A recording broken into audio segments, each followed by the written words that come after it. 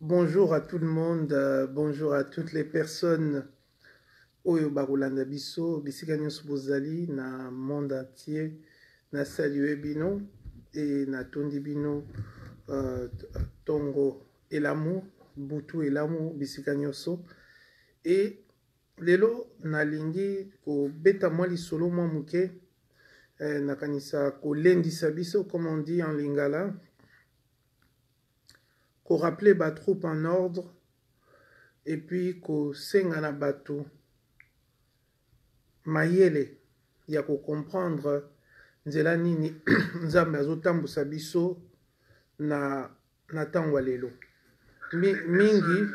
mingi bazali na kobanga, mingi bazali na mituna, mingi pe balingi ba comprendre qu'est-ce qui se passe réellement en RDC na tango elo nini eza oleka pona nini tokomi awa et puis bisika nini tokokende. C'est très important que toyeba komekola yango kososola yango pona mboka na biso bolimisa. Nalingi koloba na biso vraiment na kimia nyonso. Nalingi koloba na biso poto comprendre. Nalingi koloba na biso poto tozwa mayele. Nalingi koloba na biso pona peuple congolais ba comprendre. Ça fait depuis 1960, le 30 juin, ce qui tolobi tozala exact, que mboka na biso to bimaki na minyololo ya bapaya o to bengi ba noko to ba belge. Mais depuis to bimi na minyololo wana esengelaki te mboka na biso ebonga, esengelaki te biso moko tozwa possession ya biloko na biso, biso moko toko motambusa yango, biso moko to bongisa mboka na biso. Mais curieusement, tout le monde que nous avons fait une descente aux enfers. C'est-à-dire que na classe ou ezalaka ebeba, na kolia ou ezalaka ebeba, banzela ou ezalaka ebeba, classe moyenne ou ezalaka bazara sousouté. Et plus on avance, plus tu vas comprendre que tu côté vraiment na kati ya gouffre, na kati ya libulu. Mais ce qui est tali na ba régime nyoso eleki okomona quelques dénominateurs communs ya ndenge ba régime ango eza kotambola. Ya liboso culte de la personnalité. Kokumisa culte de la personnalité ezali kokumisa oyo ekotisi na lokuta. C'est-à-dire, on commence à donner des attributions ou bien des qualités, des vertus, des expertises na moto kasi azali solo na biloko wana te. Ezali kokomisa motu lolenge moko na nzambe wakela biso. Eloko wana tomoni yango à travers histoire na biso ezongaka kaka. Soki moto aza mokonzi akomi nzambe. Soki moto azwi mwa mosolo moke na vie akomi soki ndenge nini. E biloko wana ezali ba contributeur ya ba malheur na biso oyo toza ko vivre lelo. Culte de la personnalité. Pendant culte de la personnalité, ton monique objectivité est longue. Donc, assassin a commis mutumalamu. Mobomi a commis mutumalamu. Donc, et kaka na mabe wana culte de la personnalité, inversion de mœurs. Parce que tant mutaza assassin, tant mutaza moyibi, tant mutaza lokuta, tant mutaza tricheur, tant mutaza mabe, tant mutaza boy, yo okomi komona ke ezana malamu. Pona nini il faut défendre roi na yo o yo moni ke ye akoki na nyoso.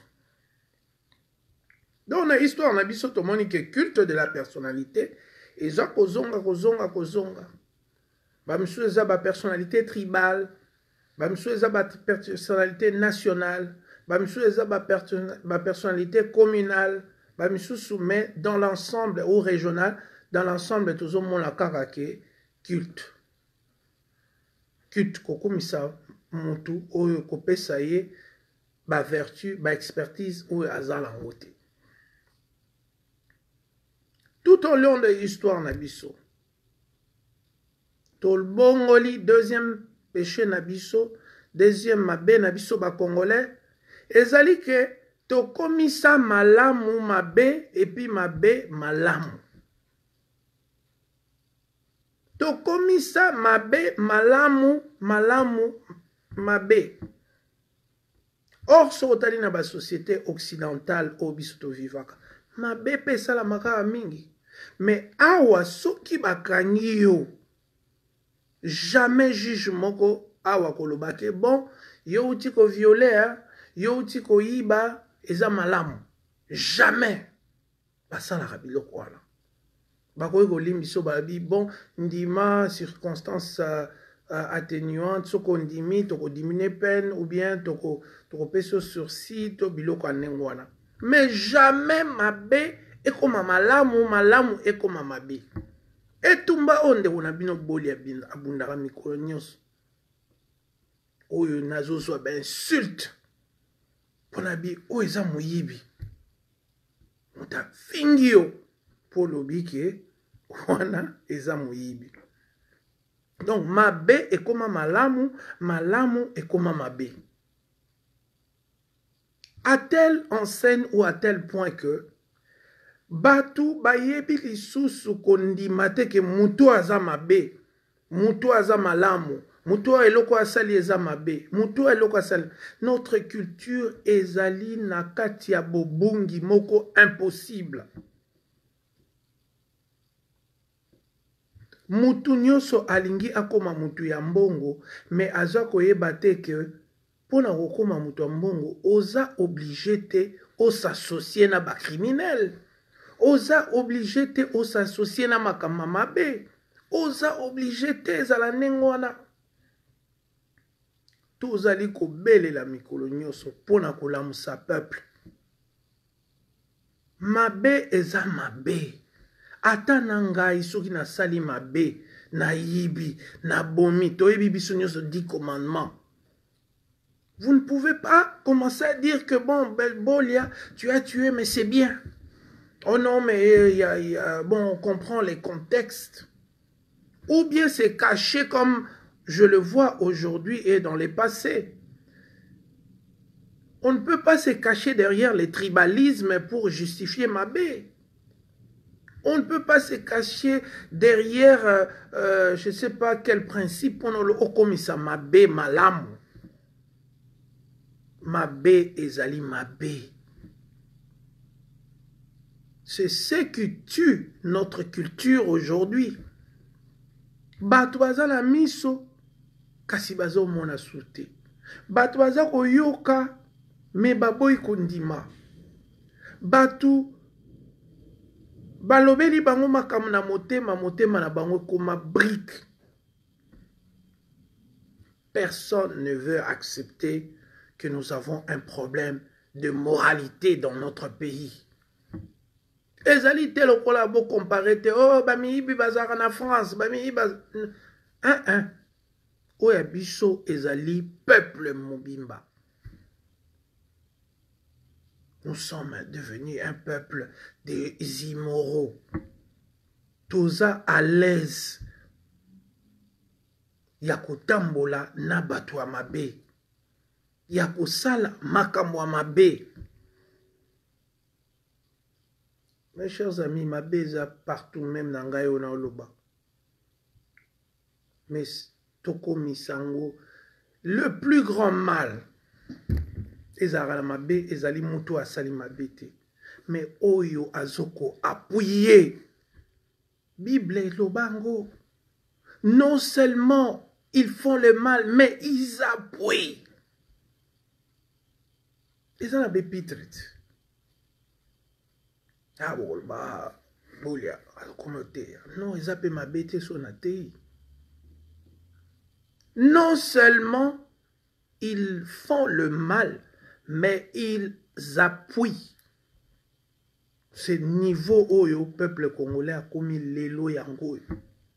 Donc, Moutaza kosala mabe, yalbia non pour ne bentere nangai, pour na nini nangai, pour na famille nanga, pour na bamasta nanga, pour na vie nanga na se sortir, nandi makaka, mabe oyo, na bana même ko soit micro, ou bien ko koma, ou bien ko solola na batu, pour na ko appuyer eloko ezali mabe.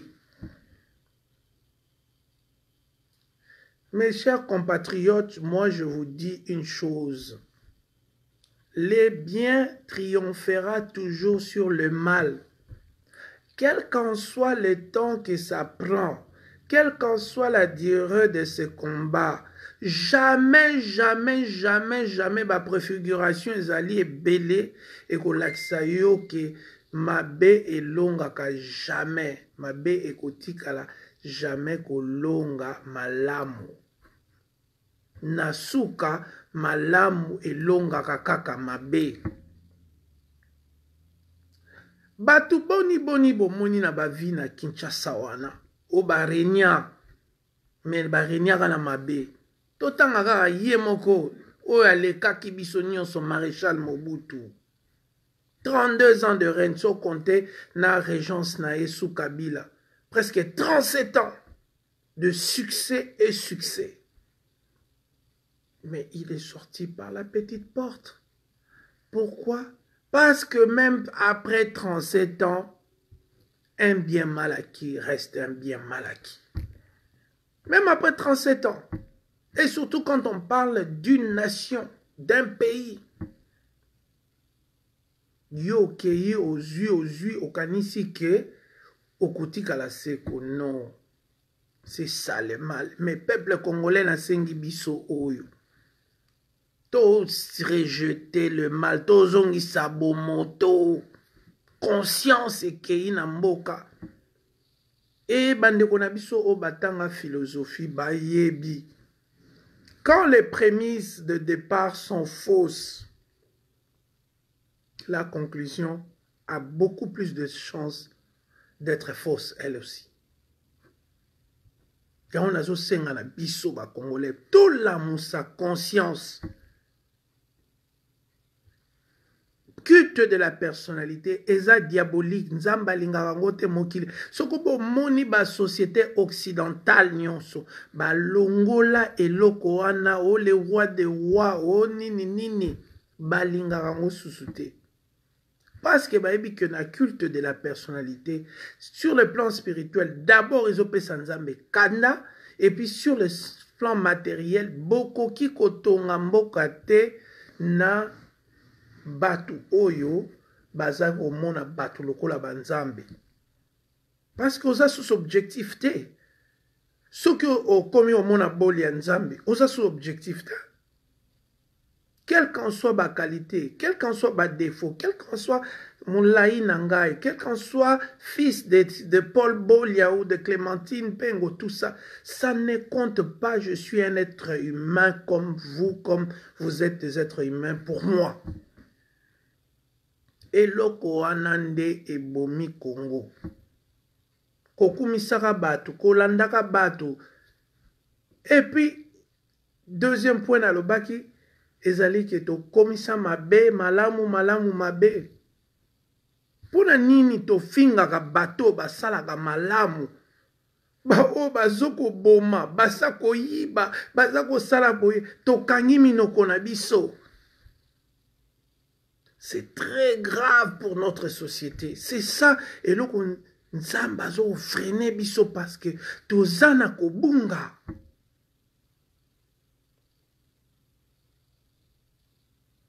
Tozana kobunga. Nous avons un appel, une vocation pour ces pays. Notre vocation n'a rien à voir avec devenir riche. Ma vocation n'a rien à voir avec acheter des voitures. Ma vocation n'a rien à voir avec tapis rouge, kitiselanga. Non. Ma vocation, c'est de retourner, de faire retourner la conscience politique et la conscience en général chez l'homme congolais. Et la conscience est zanine. Ils allaient koyeba mabe yangoyo, malamu yangoyo. Oko so manomi tuka, badoko ya babiso baboli yabo, e osala ngai loko te, tant que conscience na yo zo salate. Tant que yo apuyaka makama mabe, tant yo apuyaka lokuta, tant yo apuyaka ba criminel, tant yo apuyaka bato ba salaka bato mabe, tant yo zo apuye makambo nzamba lingite. Po nangai na kotalo kaka na loba mama siko osomi mutuka okomi ndeni osomi mapango na mbongo muyibi okomi koleka biso osili koboma bato nde oleki biso lokolo tongisi na lopango no ba jeep yango nde bomengo yango wana. Bandeko na ngai mingi ba congolais baza ba chrétien, mais je vous dis en vérité bato nyonso baza na groupe wana o bazo ikosa o baza koyiba biloko ya Congo o baza ko appuyer ba assassin o baza ko sala boy o baza ko zwa mbongo na biamboka po balala kanango ba ujana o baza ko sala boy o bazo sa ba réunion nocturne pona ko conspirer contre notre pays. Oyo baza ko appuyer makambu ya batouana. Non seulement sur la terre, bokozala combattu et vaincu, mais bokozanga pe bokonzi alola. Po bokonzi alola esalami pona miyibite. Bokonzi alola esalami pona batricheur te, pona basassin te. Bokonzi alola ezali te pona bato baza kokumisa basassin banini non. C'est pourquoi peuple congolais, ressaisissons-nous. Nous sommes devenus de malhonnêtes. Tribakanyo muyibi, o tribaliste.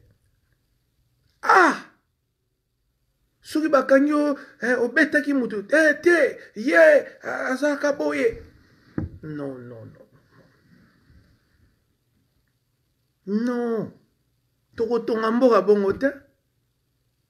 Pona nini lokoso ya bomengo ekomi si peuple congolais motema mabe. Peuple congolais a commis prêt ya kokosa ya kosala nyonso devant bateau avec des preuves à l'appui. Mais le Congolais n'a plus honte à côté les makokosa kobunda pour des mensonges. Vérité tout ezali na kati ya motema babimisa. Tout le monde veut être grand, riche. Tout le monde veut tenter sa chance. Et mingi ba komisa politique lokola mombongo. Politique eza mombongo te. Politique eza mombongo te. D'ici peu, je vais vous faire un serment sur le panafricanisme. Mais on a parenthèse. Narobeta masolo musumu kolo mususu. Pona kolakisa ndenge nini ekolo Congo esengeli totelema. Ndenge nini esengeli tozala uni. Première règle ya réussite ya mboka ezali unité. Mais toko atteindre unité yango ndenge nini so tozabata lokuta. Soki tozo soutenir mensonge. Soki tozalaka na tozotambola na ba moqueur, na ba menteur, na ba miyibi, na ba assassin et nous nous taisons. Nous nous taisons. Le peuple congolais s'était devant des crimes, des criminels. Tofana ranier. Toujours le bello côté. Non seulement ils font le mal, mais ils appuient. Et ils sont prêts à insulter les gens qui disent ne tuez pas. C'est ça la beauté. Ote menengo lobeliango metala nengo lobeliango ebimi faux. Ah! Depuis quand ne volez pas ebimara photo bien? Depuis quand ne mentez pas ebimara photo bien? C'est parce que le peuple congolais a un mignololo. Le peuple congolais a juste conscience nae bakanga yango singa. Hommes et femmes, ils insultent. Bakokoma même bambwakela ya moko okoleka tangi bo mutabwakeli yo mbwakela. Alobia obolia il faut se réjouir de ton frère ou de trucs comme ça. Oh non, il faut qu'on sepela. Comment tu comptes qu'on sepela tango likambo eza malamu te? Comment tu qu'on sepela na mabomi? Comment tu koma kokumisa lokuta?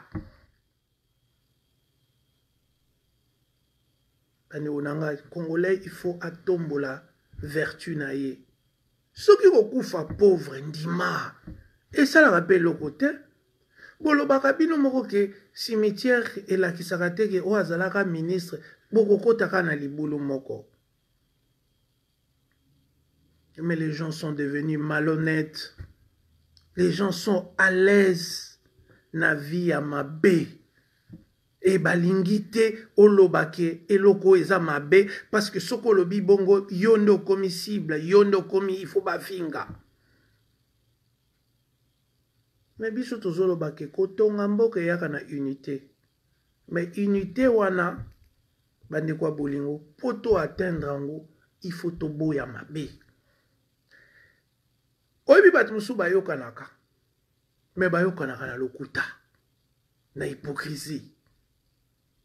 Omona alobi bon comme mutu aza muyibi oyebi ki ndeko aza muyibi akosaka mais yo kanaka na ye. Qu'est-ce qui va arriver? Okobanda kosala lokola aza muyibi te. Tango omone ah bonjour monsieur le président, bonjour Wani. Mais tu sais que le président est un voleur ou un assassin. Mais okomi hypocrite. Okomi ko bomba ba sentiment na yo. Est-ce que relation ndengwana ekozala seko malamu? Je ne pense pas. À un moment donné, bomonaka muta krake alonga kuna uyibi moko boy. Mais tango zako kende koluka musala, koluka mbongo, koluka oboya ki kondima ki aza muyibi to assassin. C'est aujourd'hui ce que nous sommes devenus, l'homme et la femme congolaise. Des gens sans scrupules. Tokomi batu, yako yiba, yako kosa, yako komisa basase, yako komisa moyibi.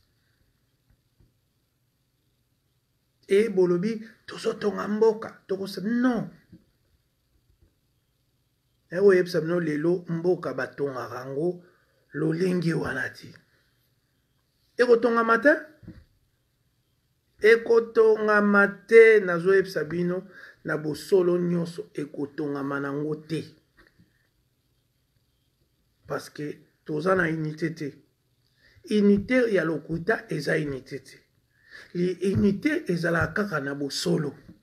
Eza lokuta na mwasi olobi chéri nalingi yo ye pa zongisi nalingi yo pe ndeko na mobali. To ngana moni yo salaka wapi bo s'échanger ba information allez un moment donné bolobi non tolingi tozala ensemble. C'est ça la force de l'unité dans le vrai, dans la vérité. Bon moni ba Mbemba ba nani ba Félix basanganaki. Ba misusu bazaki na bango na motema biso tolingi tokende kota Kabila. Ba misusu bazaki na motema te biso foto bundana nenga libanda. Bo solo ezalaki te tomoni nini Genval et Panzanaki. C'est pourquoi, chers compatriotes, je nous demande cette fois-ci que tozongela ba mœurs ya bien. Tolongola lokuta. tolongola surtout ko accepter que mabe to comme obengango malamu.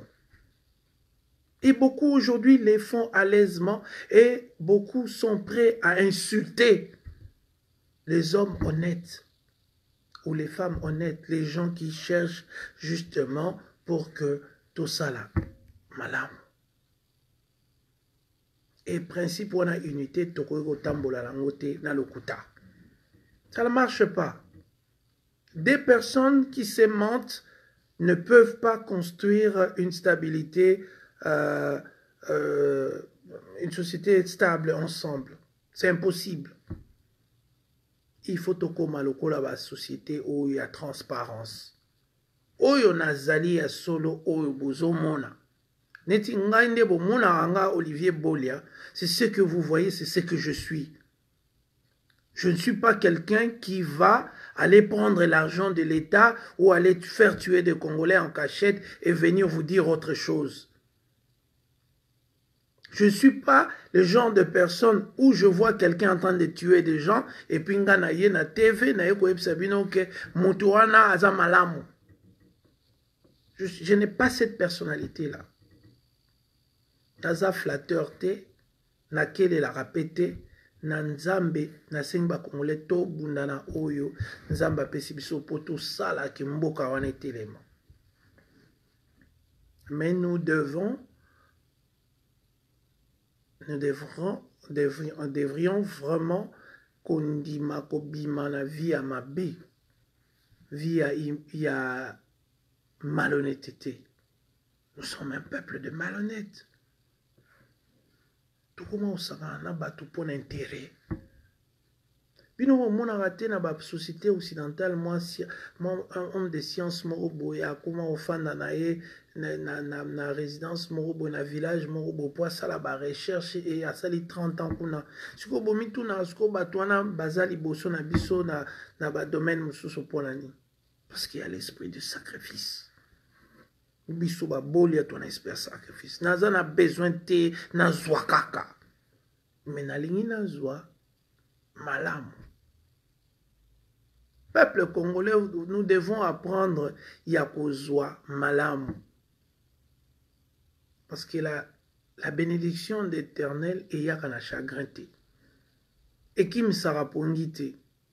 Netso na siso sola na binobu na ken alali. Sommeil de juste, comme disait ma sœur Annette. Alali nazali kamamutute. Mais tango yomoko yebike makambo ozo soutenir Isaiah Mabe et que conscience na yo yebi. Vous savez, balobaka, l'âme qui pêche, c'est l'âme qui sera condamnée.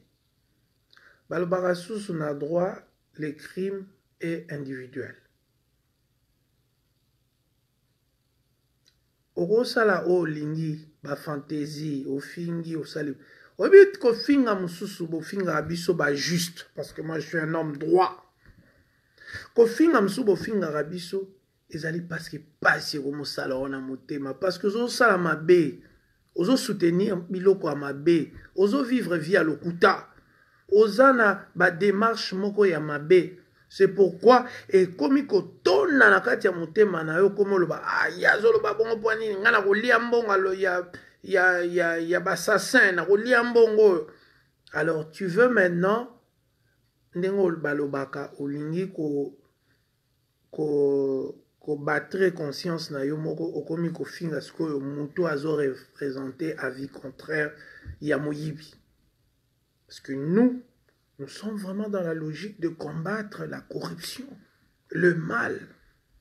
Nous sommes vraiment dans la logique, il y a au téléméla, bah merso et l'ici Congo, au point que nous sommes dans une société aujourd'hui au Congo, quand vous allez remarquer que tout le monde veut abuser de tout le monde. Et on voit aussi ici dans la diaspora, où Moutaro Bengayo, on doit comprendre, osali saye mais ya tam so osali sauter mutaro benga yo pona likamboe mais ye azana sentiment wana pona yo te. C'est ce qui est dangereux avec Congo lelo. c'est un conglomérat de menteurs, des gens qui veulent abuser les autres et des gens qui ferment les yeux devant le mal. Et ça, aussi mbaté. Ce que bozolinga Congo et se redorer, ce que bozolinga Congo est tellement, il faut ozongisa ba base, ba fondation. Tu ne peux pas insulter Bolia parce qu'il ne veut pas le mal. Ça n'a pas de sens dans une société. Oezo Luka ekene musika. Moutazo loba. Ba politicien botika oboma. Ba politicien botika oyiba. Ba nini. Ba peuple botika ulanda bato bazo sala mabe. Yo okomi sikoyo sujet ya mafinga. C'est-à-dire que cette société-là, il y a quelque chose qui ne fonctionne pas. Et là, au moins aussi mbaté. Donc, il faut absolument travailler. Bisonyonso. Tozongisa, bo moto. Otoloba na lingala. Bo moto wana, il faut zonga. Congolais, asan suna conscience te. Alors, pour par exemple, Oloba, ben voilà, ba poubelle, les ana banzela, bani, pobalonglo. Il faut conscience. Pourquoi Kimbuta avec, il n'arrive pas à le faire? Vous pensez que Kimbuta, c'est l'homme le plus bête de la planète? Non. C'est parce que sa conscience a été réduite à un niveau très bas. C'est ça. Ce qui est conscience, c'est un peuple et qui dit très nassé. Okomona ba production ya peuple wana pe ekozala assez. Eza corrélation.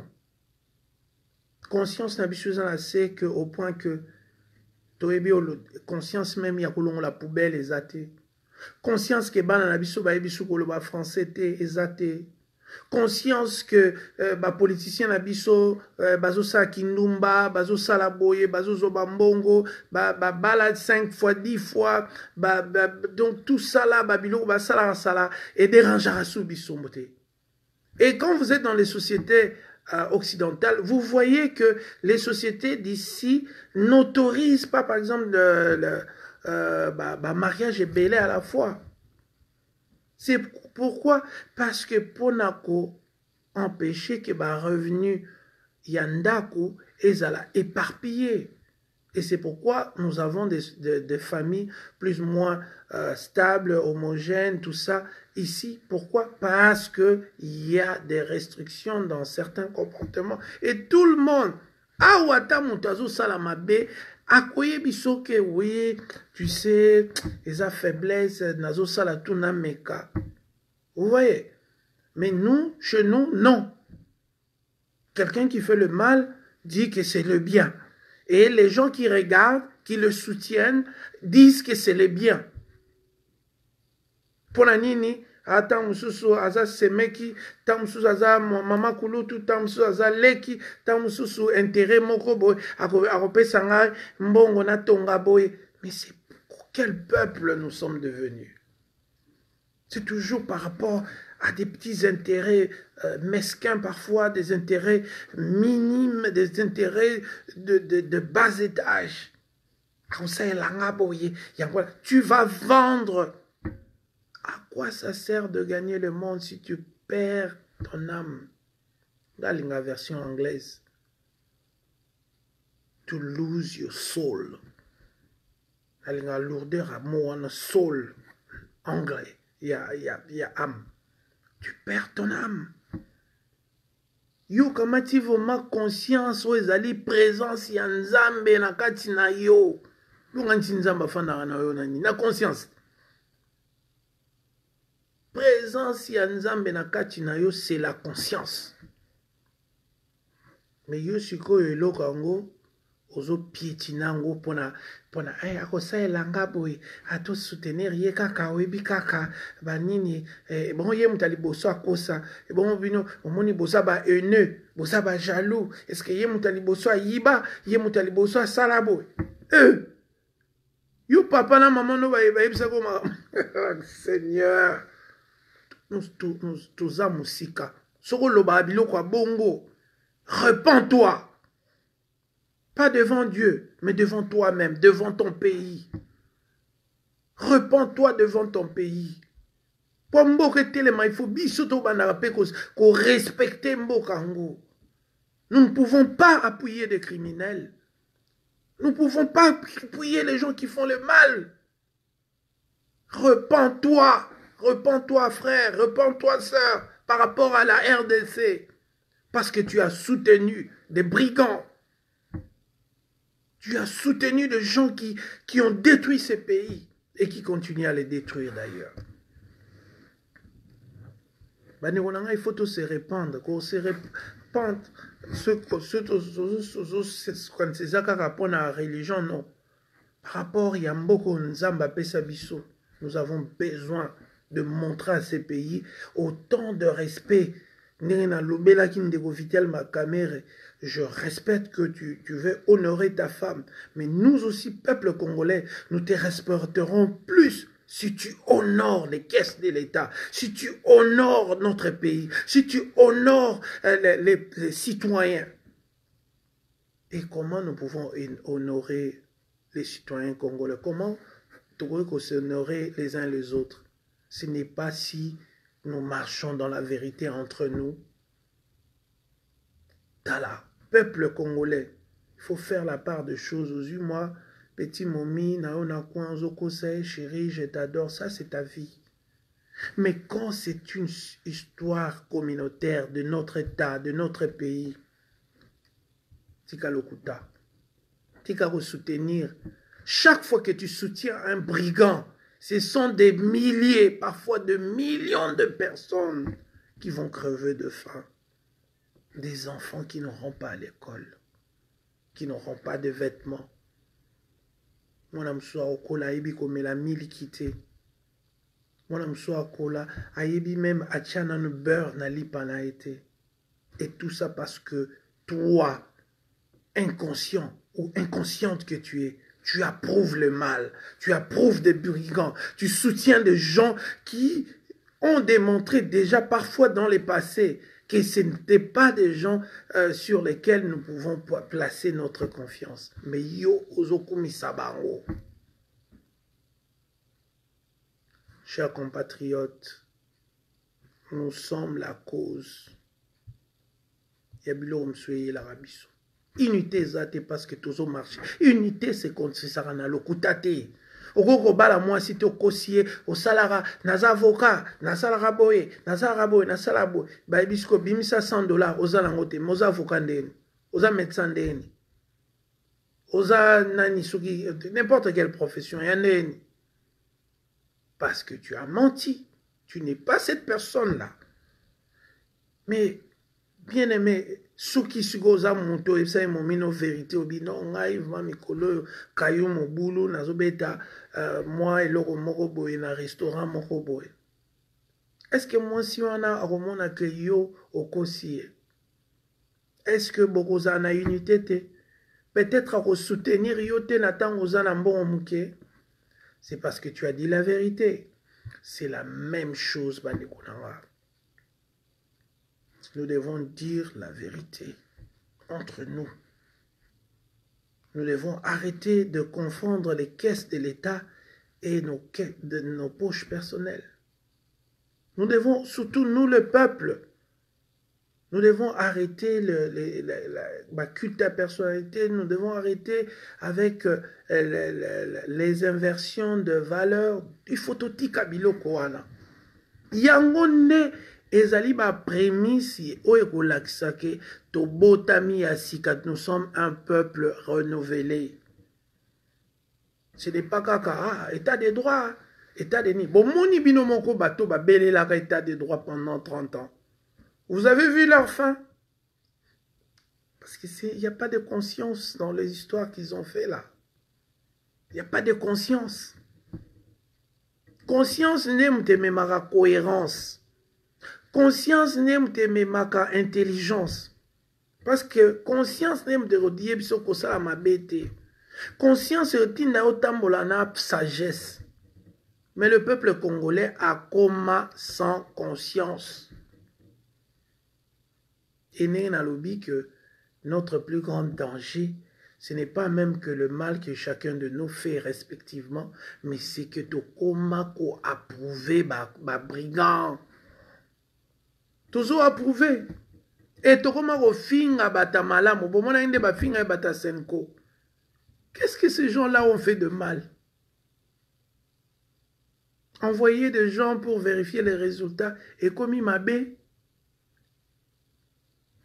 Inversion de valeur. Conscience ékeyi. Mutu akomi kofinga mutasala ki bien. Ça peut faire ekobi msangama ya miswa parce que bino bomona ka bolia oloba boyebi degré ya engagement te toza nango pona makambo ya Congo changer. Boyebi degré te bomona kaka yo pozo sa ba vidéo banini. Pourquoi tu n'as pas onde na sa elo mso salate. Vous pensez vraiment ça? Non. Nasalaka. Bafutaka ngapi. Nasala peu bon belé. Mais si on est dans ces combats, c'est juste pour ramener la conscience dans la politique. Parce que la politique, c'est elle qui doit s'occuper des Congolais. Et nous ne pouvons pas avoir des acteurs inconscients. Tant que nous aurons des acteurs inconscients, Azala Mongala, Azala Moswahili, Azala Moluba, Azala Mokongo, it doesn't matter. Rien ne va changer. Ceux qui ont le même paradigme, c'est-à-dire que tozo ndimaka rabamiyibi, toza kokumisa bango, toza ko bongisa ko kanisa bango ne faut pas bongisa wa vie na biso. Triste. Yo fana en France, to na Bruxelles na Belgique. Est-ce que batu ba ya ko bongisa ba vie batu?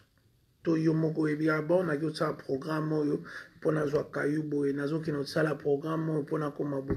Pourquoi na Congo, vous vous attachez aux hommes? C'est parce que conscience est athée. C'est parce que ozo luka facilité.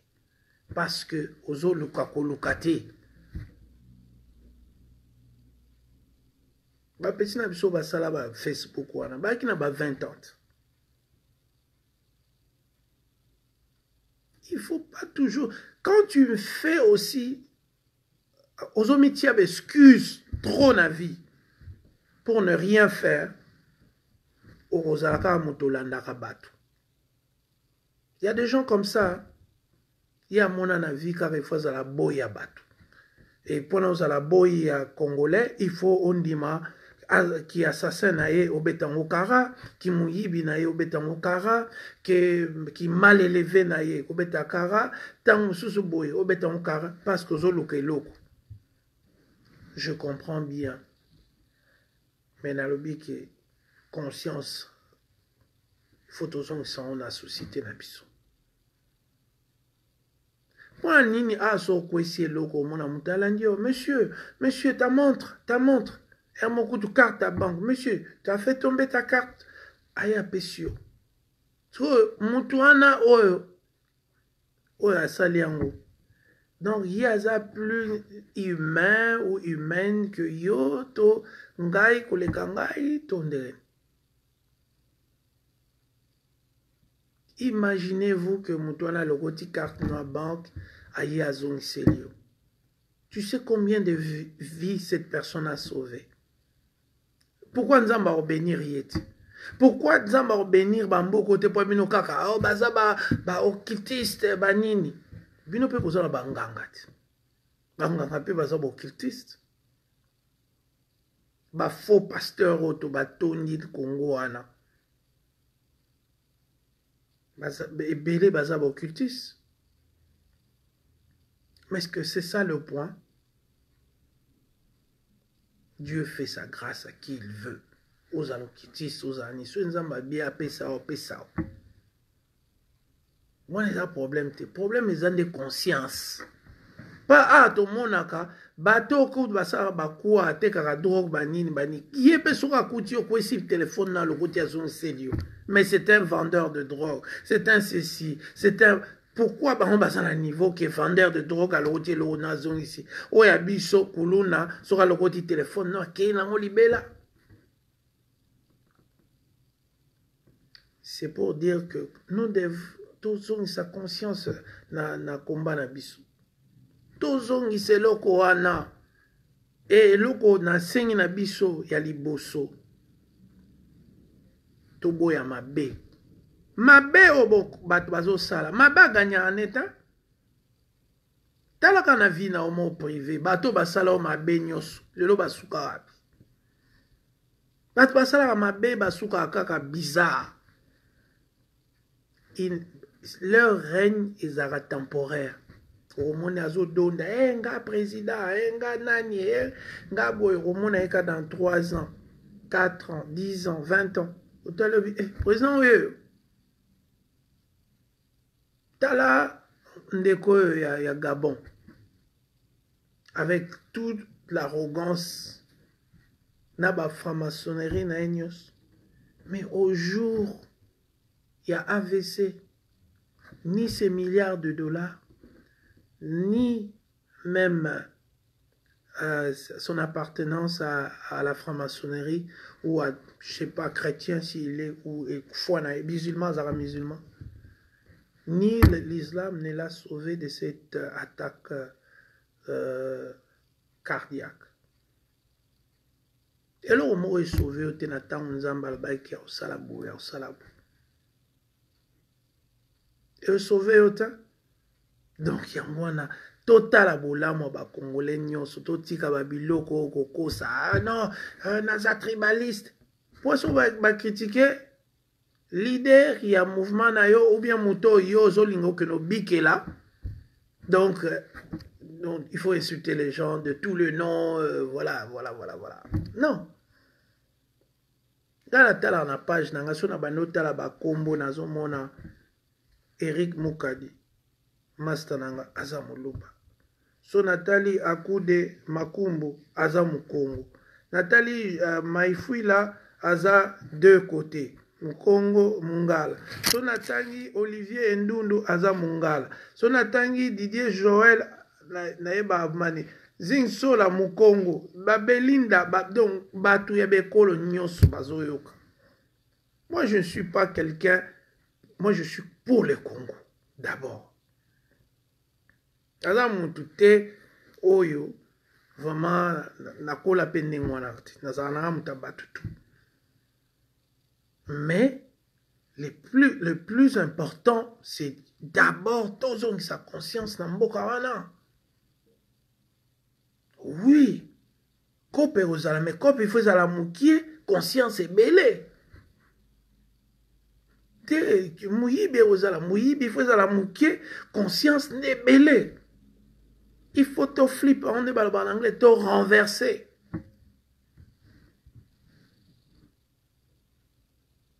Te renverser, surtout par rapport il y a État, par rapport il y a Mboka Nabiso, par rapport il y a Ngo, il faut te renverser vapeur, wana bandeko. Nous devons le faire, on peut le faire. En commençant par refuser, il y a se rendre culte à personnalité, refuser komisa mabe malamu mabe. Ça, ce sont des trucs dangereux que tozo sala mbula na mbula ezo bomamboka na biso. Tokotsa humilité. Conscience et na humilité. Au moins, si on est des exemples, la paix sur le routier, le mutu. Admettons, là, on a une valeur à 3000 $. 3000 €, 3000 $. Alors, on le quotidien, on lui dit, ah, ce que tu es sur le boule, ah montre yo to eloko yo téléphone oso na teki na ozwa $3000 na komisombela boye na komisombela boye conscience no pe komolala parce que okomi na orgueil ndenge nini okomitraite yo moko yango na humilité et edaka conscience esala non montre oyo eza yanga te eza ya motu na mo lokola garçon wana azalaki wana eza eloko na ye soki azangi yango ekosala ye pasi nakende nazongisela ye epuis nga mpe naza na posa te bamona nga nalati Rolex à $3000 et naza na nga laisse avec ou sans Rolex. Donc c'est ça, comme ça qu'on fait retourner la conscience. Donc avec beaucoup d'exercices d'humilité et puis koyeba ke tu es bien comme tu es. Pourquoi ozokanisa kaka il faut okoma na bato moko boye okoma ko trahir okoma osala boye pour okanisa ke nde okomi moto. Nous sommes créés à l'image de Dieu avec ou sans argent. Mais tant que conscience na biso ezosala yango nde moto eza garanti yango nde moto ezali koyebisa biso ke Dieu est en nous. Parce que nzambe aza na conscience akosala te oyebi yango yango lokola créa biso na image na ye alingi tozala bapeuple moko conscient. Sinon nous tournerons en rond bandeko na ngai.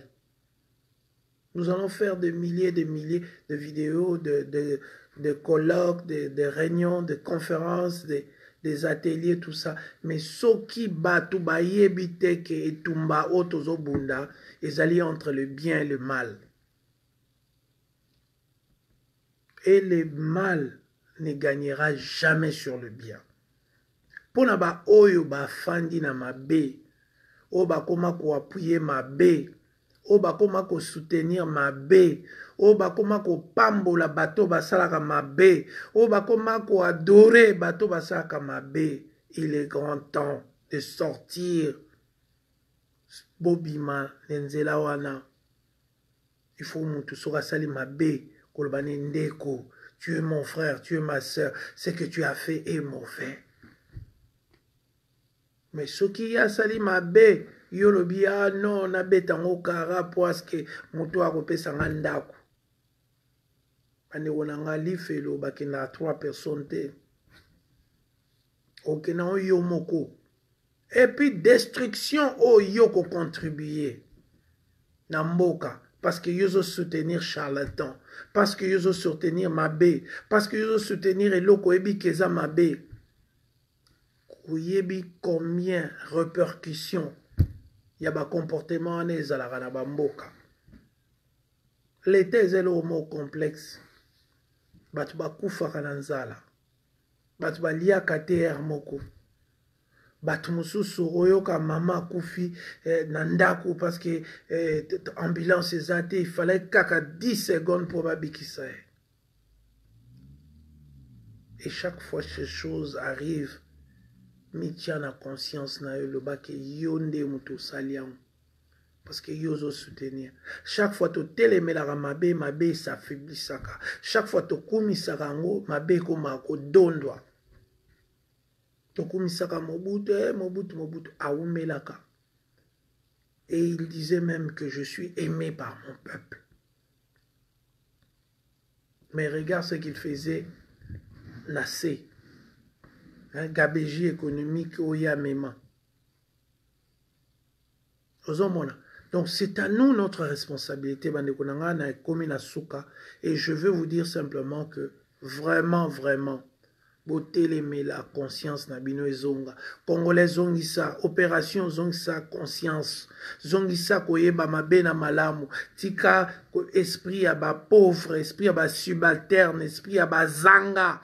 Parce que muto aza na conscience te azandenge mona muto aza na $0 na compte na ye. Donc ozali mozangi, oza muta kelela, oza muto ko boma mboka parce que muto aza na conscience ya makama mboka te, aza na conscience ya ko condamner mabe na ko soutenir malamu te. Muto wana aza na tina te, aza na mboka kutu yende akokoma kutu contributeur ou contributrice, il y a malheur en boka. Donc, Moutouana, il faut changer les lots pour tous les Samboka na bisobia.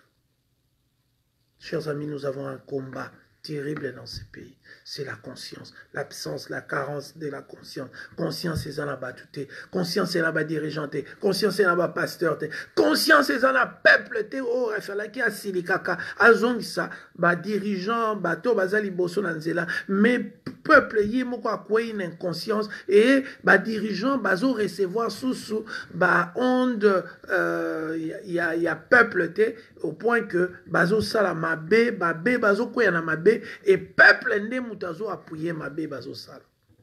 C'est là où nazo benga biso andeko tozong sa conscience. Merci mingi. Je pense que conscience ezongi na kati na biso. Tozong sa conscience, tozong sa koboya mabe, tondima malam. Et pour finir dans le bien finit toujours par triompher sur le mal. Donc, c'est une raison valable pour tokangamana bolamu, tokangamana conscience, tokangamana biloka bien, parce que bien et gagnera kakamabe.